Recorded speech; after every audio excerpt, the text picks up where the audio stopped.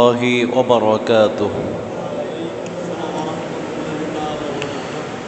الحمد لله نحمده ونستعينه ونستغفره ونعوذ بالله من شرور أنفسنا ومن سيئات أعمالنا من يهده الله فلا مضل له ومن يضلله فلا هادي له ونشهد أن لا إله إلا الله ونشهد أن سيدنا وحبيبنا وطبيبنا مولانا محمدا عبده ورسوله الذي أرسله بالحق بشيرا ونذيرا وداعيا إلى الله بإذنه وسراجا منيرا.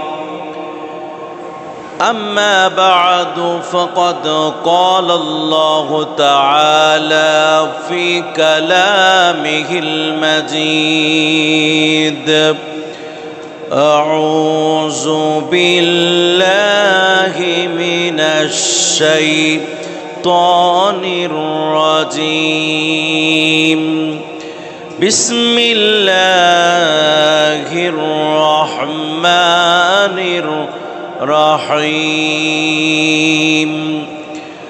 ورفعنا لك ذكرك إن الله وملائكته يصلون على النبي يا أيها الذين آمنوا صلوا عليه وسلموا تسليما. اللهم صل على سيدنا مولانا محمد وعلى آل سيدنا مولانا محمد. بلغ العلا بكماله كشف الدجى بجماله حسنت جميع خصاله. صلوا عليه وآله سلموا يا قوم بل صلوا على صدر الأمين مصطفى ما جاء إلا رحمة للعالمين. সম্মানিত মুসল্লিয়ান কেরাম, সম্মানিত হাজিরিন, জাকিরিন, সামিঈন, আমরা মহান প্রভুর দরবারে শুকরিয়া আদায় করি। মহান প্রভু দয়া ও মায়া করে আমাদেরকে আজ জুমাবার জুমার নামাজের আগ মুহূর্তে আসার তৌফিক দান করেছেন। আল্লাহ রাব্বুল আলামিনের দরবারে সবাই শুকরিয়া আদায় করি আলহামদুলিল্লাহ। সালাতু সালাম প্রেরণ করছি দো জাহানের বাদশাহ শাফিউল মুজনবিন, গুনাহগার উম্মতদের জন্য সুপারিশকারী রহমাতুল লিল আলামিন মুহাম্মদুর রাসূলুল্লাহ সাল্লাল্লাহু আলাইহি ওয়াসাল্লামের প্রতি। সম্মানিত মুসল্লিয়ান কেরাম,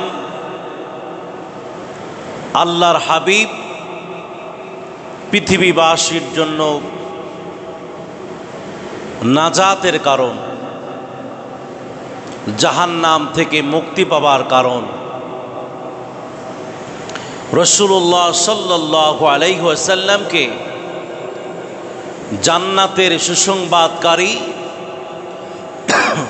এবং জাহান্নামের ভয় প্রদর্শনকারী হিসেবে মানুষদের জন্য এই পৃথিবীতে আল্লাহ পাক প্রেরণ করেছেন।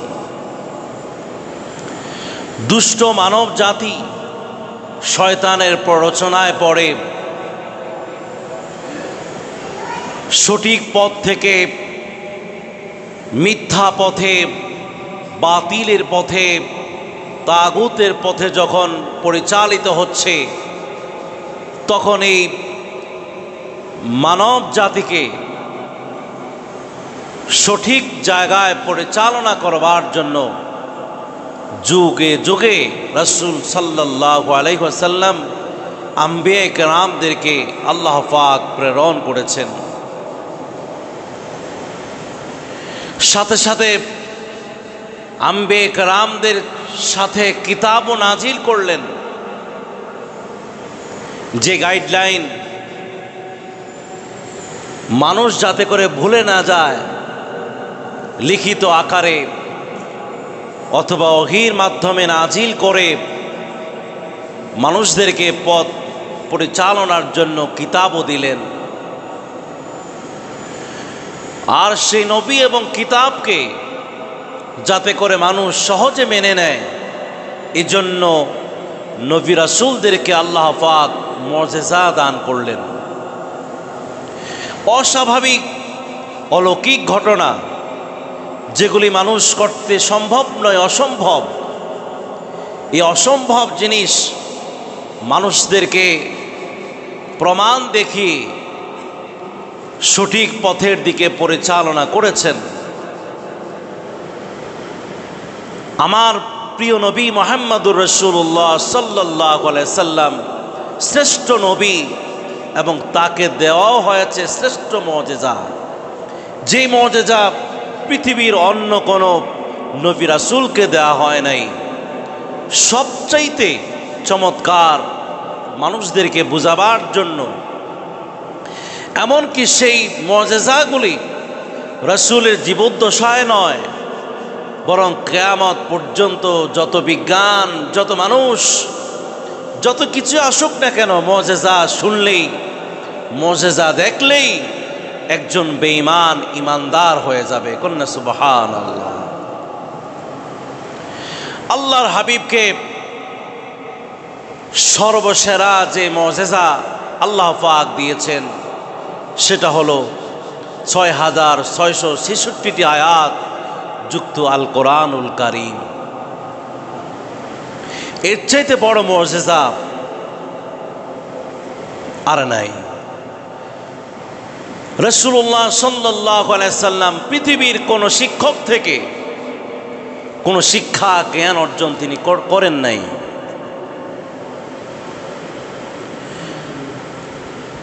অথচ ওহীর মাধ্যমে আল্লাহ রাব্বুল আলামিন তাকে যেই কোরআনুল কারীম দিলেন, এই কোরআনুল কারীম হচ্ছে পৃথিবীর সমস্ত জ্ঞানের উপরের জ্ঞান, সব মেধার উপরে মেধা, সব গবেষণার উপরে গবেষণামূলক যে কিতাব, এটা হচ্ছে আল কোরআনুল কারীম। সুবহানাল্লাহ।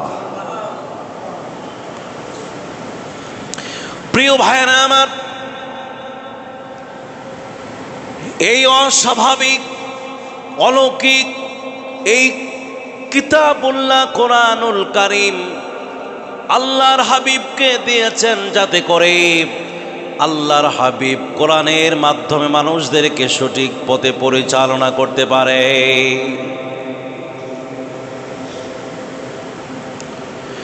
মানুষ জাদু করে, বিভিন্ন মন্ত্রতন্ত্র পড়ে, অনেক সময় মানুষদেরকে রোগ শোক থেকে ভালো করে, আবার রোগাক্রান্তও করে না? কিন্তু কিতাবুল্লাহ আল কোরআনুল কারীম সব তন্ত্র মন্ত্র সব শেষ হয়ে যাবে।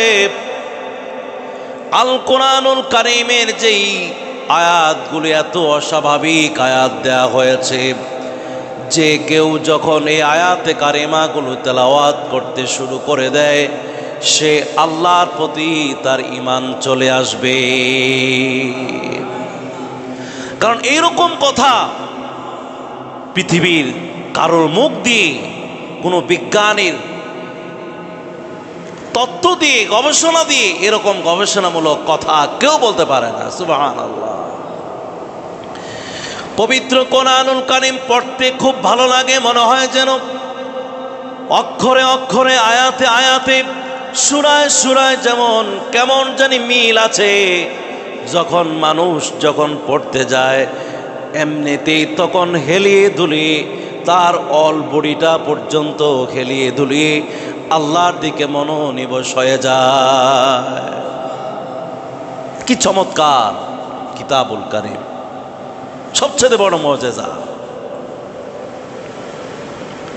মেরাজ ফ্রেঞ্চ ছাড়া, যন্ত্র ছাড়া, বোরাক আর রফরফি করে হাজার হাজার, lakh lakh, crore crore mile, billion billion mile দূরে আল্লাহর হাবিব সেখানে, যেখানে মানুষের যাওয়া অসম্ভব, অস্বাভাবিক, সেখানে রাসূলুল্লাহ সাল্লাল্লাহু আলাইহি সাল্লাম ভ্রমণ করে পৃথিবীবাসীকে দেখাইয়া দিলেন যে এটা আমার কোনো শক্তি নয়, সকল শক্তি কার? আল্লাহ পাক। তোমরা যেই মূর্তির পূজা করো, তোমরা যেই অন্ধকার পথের দিকে যাচ্ছ, তোমরা যে জাহান্নামের দিকে চলে যাচ্ছ, খবরদার, আমাকে আল্লাহ রব্বুল আলামিন পাঠাইয়াছেন। আল্লাহর হাবিব চাঁদকে দ্বিখণ্ডিত করে ফেললেন।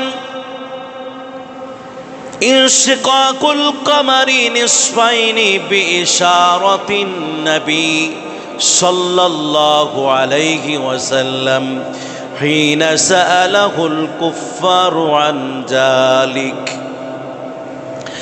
কাফেররা যখন আল্লাহর হাবিবকে পরীক্ষা নিরীক্ষা করবার জন্য,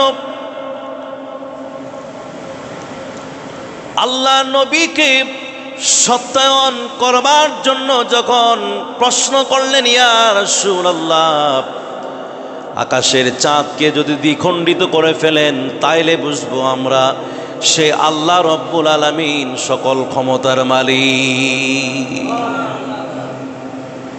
চাঁদ দ্বিখণ্ডিত করে ফেললেন। সুলাইমান আলাইহিস সালাম আল্লাহর যত মাখলুকাত রয়েছে, পশুর সাথে কথা বলতেন, পাখির সাথে কথা বলতেন, পিঁপড়ার সাথে কথা বলতেন, সব ভাষায় তিনি বুঝতেন। আমার হাবিব প্রিয় নবীজি মুহাম্মাদুর রাসূলুল্লাহ সাল্লাল্লাহু আলাইহি সাল্লামকে এমন অস্বাভাবিক মেধা দেওয়া হয়েছে, এমন মেধা দেওয়া হয়েছে, ওটের সাথে ওটের ভাষা তিনি বোঝেন, ঘোড়ার ভাষা তিনি বোঝেন, গাধার ভাষা তিনি বুঝেন, সাপের ভাষা তিনি বুঝেন, পৃথিবীর সমস্ত মাখলুকাতের ভাষা তিনি জানেন। সুবহানাল্লাহ। কোন দিক দিয়ে রাসূলকে অপূর্ণতা রেখেছে না? কোন দিকেই অপূর্ণ নবী ছিলেন না। যে কেউ যে ভাষার, যে অঞ্চলের, যে দেশের হোক না কেন, রাসূলুল্লাহর মুজিজার কথা শুনলেই একজন বেঈমান কাফের মুশরিক সে ঈমানদার হওয়া তার জন্য আবশ্যক হয়ে যায়। সুবহানাল্লাহ। প্রিয় ভাইরা আমার, আল্লাহর হাবিবকে অসাধারণ জিনিসগুলি দেয়া হয়েছে। আমরা সেই নবীজির উম্মত,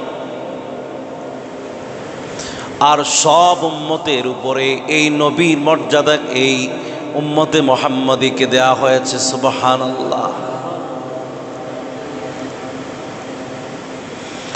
প্রিয় ভাইরা আমার, আল্লাহর হাবিবকে প্রাণ ভরে ভালোবাসেন, এটা একটা আমল। এটা কি আমল? রাসূলের এই যে আলোচনা করলাম, এগুলো নেক আমল। ইবাদত করা, সিজদা দিলে যেরকম আমাদের সওয়াব হয়, আল্লাহর হাবিবের ব্যাপারে কথা বললে ওই রকম সব হয়ে যায়। আপনার সম্পর্কে কথা বললে, আমার সম্পর্কে কথা বললে সব নাও হতে পারে।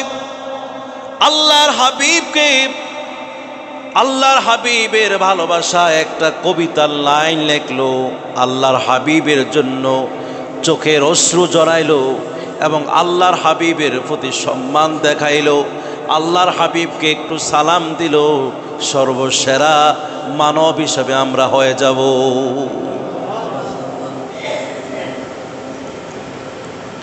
প্রিয় ভাইয়েরা, ইমানকে মজবুত করতে হবে রাসূলের ভালোবাসার মাধ্যমে। আপনি আপনার নিজেকে প্রশ্ন করুন, আল্লাহর হাবিবকে দেখে দেখেই কাফির মুশরিকরা ইমানদার হয়েছে, মুসলমান হয়েছে, আমরাও তো ইমানদার হয়েছি। আমরা কি কোনোদিন রাসূলুল্লাহ সাল্লাল্লাহু আলাইহি ওয়াসাল্লামের দেখা মিলেছে কিনা? তাহলে আপনার ইমান এখনো মজবুত হচ্ছে না, রাসূলের ভালোবাসা আপনার এখনো হৃদয়ে আসে নাই।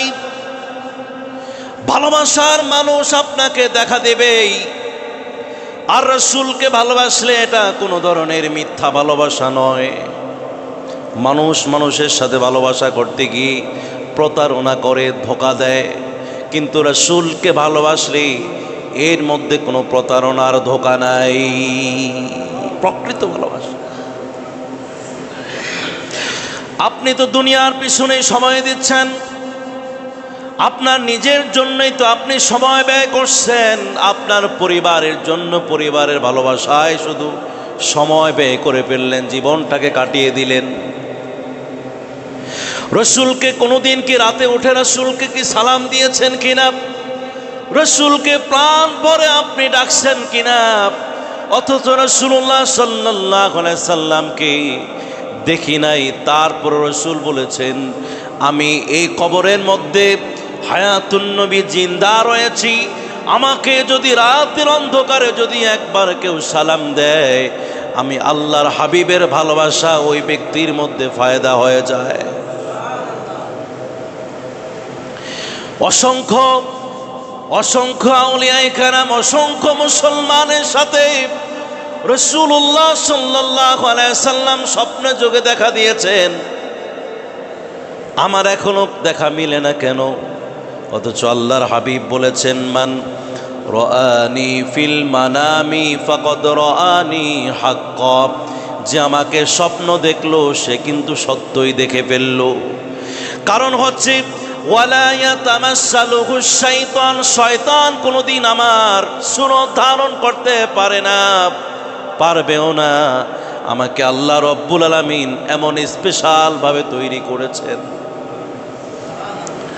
প্রিয় ভাইরা আমার, আল্লাহর হাবিব তো এমন উপস্থিত থাকুক আর না থাকুক, রাসূলকে দেখুক আর না দেখুক, রাসূলের কথা শুনলেই যে কেন মানুষ ভালোবাসায় পড়ে যায়। আল্লাহ রব্বুল আলামিন কোরআনের মধ্যে বললেন, ক্বাদ জাআকুম মিনাল্লাহি নূরুন ওয়া কিতাবুম মুবিন।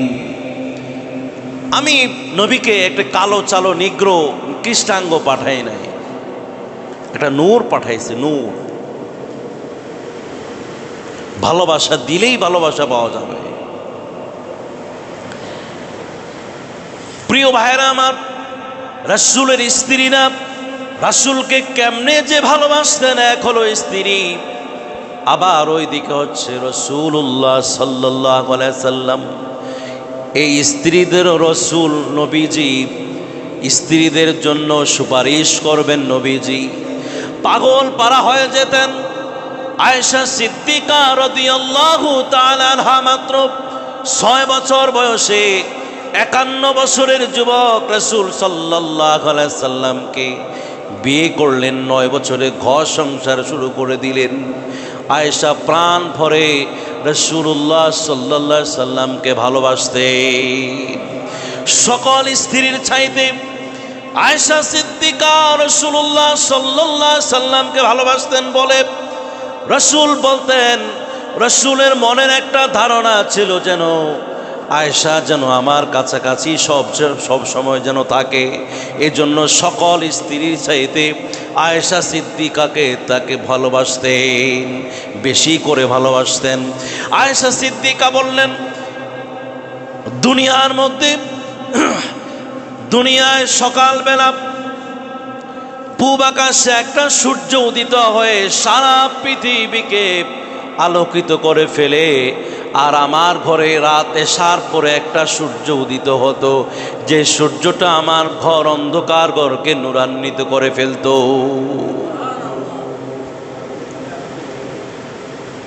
সুবহানাল্লাহ, কেমন জানে তিনি ছিলেন।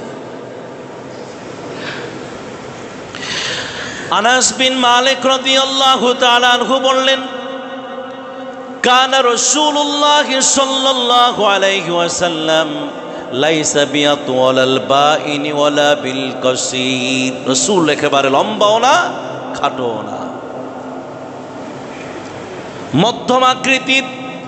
মধ্যম আকৃতির একজন সুদর্শন যুবক। জান্নাত যার জন্য তৈরি করা হয়েছে, জান্নাতের সৌন্দর্য যার সৌন্দর্য থেকে তৈরি করা হয়েছে, দুনিয়ার সকল কিছুর সৌন্দর্য তার সৌন্দর্য থেকে তৈরি করা হয়েছে।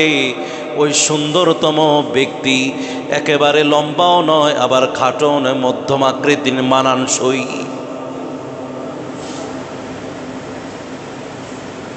সুবহানাল্লাহ বিহামদিহি।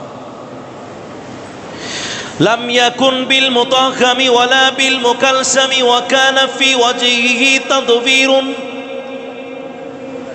সাহাবীরা বলেন, আল্লাহর হাবিবের চেহারা মোটাও না, আবার একেবারে লম্বাও না, বরং রাসূলুল্লাহ সাল্লাল্লাহু আলাইহি ওয়াসাল্লামের চেহারার মধ্যে কিঞ্চিত একটু লম্বা ছিল। রাসূলের দিকে তাকাইলে যে কোনো মানুষ ভালোবাসায় আর প্রেমের মধ্যে আটকায়া যেত। এমনকি প্রিয় ভাইরা আমার, রাসূলুল্লাহ সাল্লাল্লাহু আলাইহি সাল্লাম শুধুমাত্র এতিম, দুঃখী আর এবলো থেপলো গ্রাম্য মানুষদের জন্য রাসূল নয়, এই রাসূল শহরের স্মার্ট মানুষের জন্য রাসূল, এমনকি পৃথিবীর যত রাজা বাদশা রয়েছে তাদের জন্য রাসূল। মানুষ সবার কাছে তাকে প্রিয় বানানো হয়েছে। তার চেহারা মোবারক এমন ভাবে তৈরি করা হয়েছে, যদি কোনো রাজা বাদশা রাসূলের দিকে তাকায় আর তারা বলবে যে তাদের সব সৌন্দর্যের চাইতে বড় সুন্দর হলো আমার হাবিব মুহাম্মাদুর রাসূলুল্লাহ সাল্লাল্লাহু আলাইহি ওয়াসাল্লাম। আবিয়াদু মুশরাবুন, তার চেহারা, তার দেহ সাদা লাল মিশ্রিত বাদামি কালারের ছিল। এত সুন্দর করে কোনো মানুষ তৈরি, কোনো মানুষের দেহের এত সৌন্দর্য নাই, ছিল না। এমনকি কিয়ামত পর্যন্ত এত সুদর্শন, এত সুন্দর চামড়া, এত সুন্দর দেহ কারোর এ পর্যন্ত হয় নাই। জাবের ইবনে সামুরা বললেন, দলি আল ফামি আশকালুল আইনি। রাসূলের এই যে মুখটা, যেটা দিয়ে খাওয়া হয়, এই মুখটা প্রশস্ত মুখ ছিল, এমন সুন্দর যে কারোর ঠোঁটগুলি একটু আঁকা বাঁকা থাকে, একটু কালো বা অন্য কিছু থাকে, কিন্তু রাসূলুল্লাহ সাল্লাল্লাহু আলাইহি সাল্লামের এই মুখটা এত সুন্দর, এত চমৎকার। তখন তিনি খাবার খাইতেন বা কথা বলতেন, মনে হয় যেন তার এই মুখ দিয়ে নূরগুলি বের হয়ে যেত, সবাই তাকিয়ে থাকত। সাহাবায়ে কেরাম শুধুমাত্র রাসূলের দরবারে যাইতেন না, শুধুমাত্র হাদিসে শুনতেন না, শুধুমাত্র কোরআনেই শুনতেন না। রাসূলের চোখ কেমন, রাসূলের কানটা কেমন, রাসূলের চুলটা কেমন, রাসূলের গালটা কেমন, রাসূলের হাতটা কেমন, রাসূলের নখগুলি কেমন, এগুলি পুঙ্খানুপুঙ্খরূপে তারা গবেষণা করত। আর এত চমৎকার বলতো যে আমাদের ভাষাও নাই যে এগুলো বর্ণনা করব। সুবহানাল্লাহ।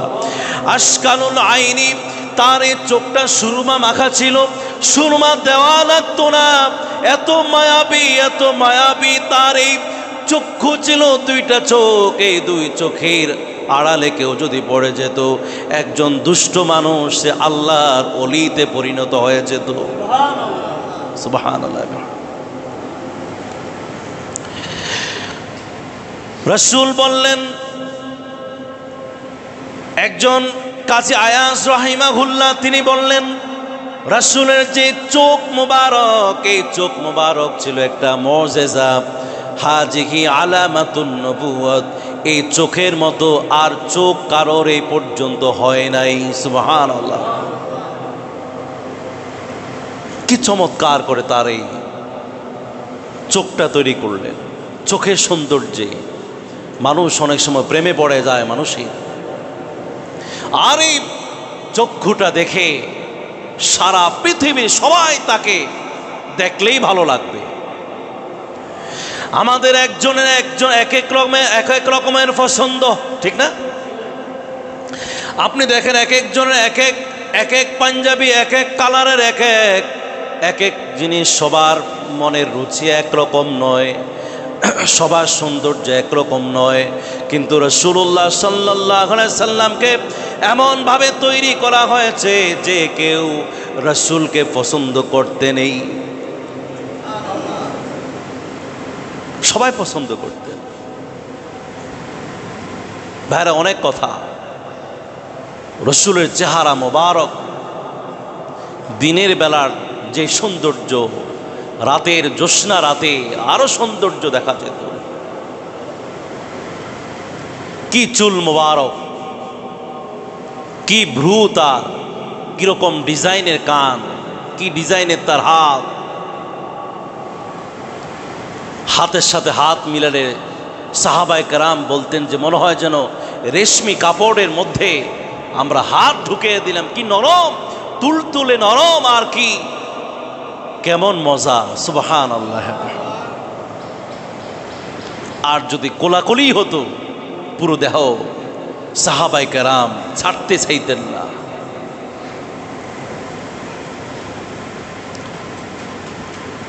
সর্বশেষ একটা কথা বলি, যেটা আমাদের দেহের সাথে ওই দেহের মিল নাই। সেটা হলো রাসূলের পিঠ মোবারকের মধ্যে এক টুকরা গোশত ছিল। এটা কেউ দেখে নাই, কেউ কেউ দেখেছে, সবাই দেখতে পারে না। এই মোহরে নবুয়তকে দেখবার জন্য সাহাবায়ে কেরাম অনেক কৌশল করতেন, যেটাকে কেমন দেখা যায়। যারা দেখেছেন তারা বলেছেন যে এই গোশতের টুকরার মধ্যে লেখা আছে মুহাম্মাদুর রাসূলুল্লাহ। এটা লেখা আছে মুহাম্মাদুর রাসূলুল্লাহ। রাসূল সামনে যেভাবে দেখতেন পিছনে সেরকম দেখতেন। একদিন রাসূলুল্লাহ সাল্লাল্লাহু আলাইহি ওয়াসাল্লাম তার জীবনের অন্তিম কালে এরকম একটা সভা করে বললেন, আমি রাসূল আমার সব ঋণ পরিশোধ করে দিতে চাই, কেউ কি কোনো কিছু আমার থেকে পাওনা আছে কিনা? সব মসজিদে নববী এরকম থমথমে হয়ে গেল। রাসূল কি বলে, মানে রাসূল কি আমাদের মাঝে থাকবেন না? কান্নার রোল পড়ে গেল। এদিক দিয়ে উসাইদ বিন হুদাইর একজন সাহাবী দাঁড়িয়ে বললেন, ইয়া রাসূলুল্লাহ, আমি আপনার থেকে কিছু পাওনা আছি। আবু বকর রেগে গেলেন, ওমর রেগে গেলেন, এই উসাইদ বিন হুদাইর, তুমি এই মুহূর্তে কি বলো, কি পাওনা আছো বলো। উসাইদ বিন হুদাইর বললেন, ইয়া রাসূলুল্লাহ, ইয়া হাবিবাল্লাহ, আপনি আমাকে একদিন একটা অপরাধের কারণে আমাকে দোররা দিয়েছিলেন, আমি এটার পাওনা আছি, মানে এটা পরিশোধ করলে কিয়ামতের ময়দানে আমি কিন্তু আর কিছু বলবো না। সবাই কিন্তু অনেক রাগারাগি করলেন। রাসূল থামিয়ে দিলেন, বললেন, উসাইদ বিন হুদাইর, আমি কিয়ামতের ময়দানে আমার কোন ঋণ নিয়া পাওনা নিয়া আল্লাহর দরবারে আমি উপস্থিত হতে চাই না, কারণ আমি প্রথম এবং শেষ সবার জন্য আমি সুপারিশকারী হিসেবে থাকব। সেদিন যদি আমার অবস্থা ইয়া নাফসি হয়ে যায়, তাহলে আমি কিভাবে করব, কেমন করব? উসাইদ বিন হুদাইর বললেন, ইয়া রাসূলুল্লাহ, আপনি আমার পিঠে দৌড়া দিয়েছিলেন, আমি আপনার পিঠে দৌড়া দিতে চাই। সুবহানাল্লাহ। রাসূল বললেন, উসাইদ বিন হুদায়র রে, নাও এই যে চাবুক, এটা নিয়ে আমার পিঠের মধ্যে তুমি জনমের মতো মারতে থাকো। উসাইদ বিন হুদায়র দৌড়াটা নিয়ে পিছনে গেলেন, রাসূলকে বললেন, ইয়া রাসূলুল্লাহ, হাবিবাল্লাহ, আপনি যখন আমার পিঠের মধ্যে দৌড়া দিয়েছিলেন তখন আমার পিঠের মধ্যে কোনো কাপড় চাদর কিছুই ছিল না। আমি আপনার পিঠের মধ্যে দৌড়া দিতে চাই, তবে আপনার চাদর সরাতে হবে। উসাইদ বিন হুদায়র চাদর সরানোর পরে তার চাবুকটা পিছনের নিচের মধ্যে রাখিয়া রাসূলুল্লাহ সাল্লাল্লাহু আলাইহি সাল্লামকে এভাবে জড়িয়ে ধরে সেই মোহরে নবুয়তের মতো জনমের মতো চুমু খাইলেন। রাসূলুল্লাহকে বললেন, ইয়া রাসূলুল্লাহ, আমাকে ক্ষমা করে দিয়েন, আপনি আমাকে মাফ করে দিয়েন, কিয়ামতের ময়দানে আপনি আমার জন্য সুপারিশ কইরেন, আমাকে সেই দিন আমাকে যেন আপনি আমাকে মাফ করিয়ে দিয়েন। রাসূল বললেন, ঘোষণা করলেন, সবাই সামনে বললেন, ও সাহাবারা, ও দুনিয়ার আল্লাহর বান্দারা, শোনো শোনো, উসাইদ বিন হুদায়র আজকে আমার মোহরে নবুয়তের মধ্যে যে চুমু খেয়েছে, আমি রাসূল সাক্ষী দিলাম উসাইদ বিন হুদায়রের জন্য জাহান্নামের আগুন হারাম হয়ে গেছে। প্রিয় ভাইয়েরা, অনেক কথা, সর্বশেষ আপনাদেরকে বলতে চাই, আমার চোখের পানি, আপনার চোখের পানি, আমার ভালোবাসা, প্রাণ, আমার সব কিছু যেন মায়া মহব্বত রাসূলের জন্য হয়।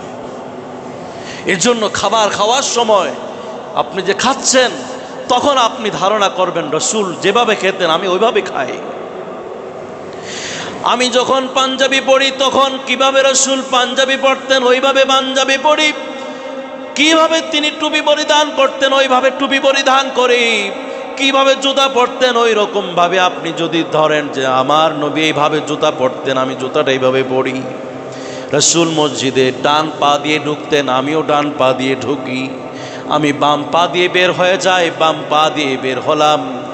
আবার সেই পায়খানা প্রস্রাবের বাথরুমের মধ্যে যখন যাব, বাম পা দিয়ে যাব। রাসূল যাইতেন, ডান হাত দিয়ে তিনি সব কিছু করতেন।